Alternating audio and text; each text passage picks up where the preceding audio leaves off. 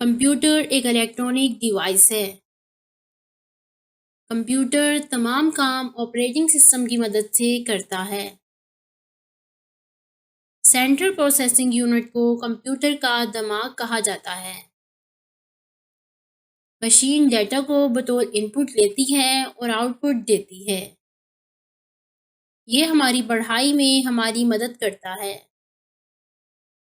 انسانوں کو بہت سے کام کرنے میں کافی وقت لگے گا جو کمپیوٹر فوری طور پر کر سکتا ہے۔ آج ہم کمپیوٹر کے بغیر اپنی زندگی کا تصور بھی نہیں کر سکتے۔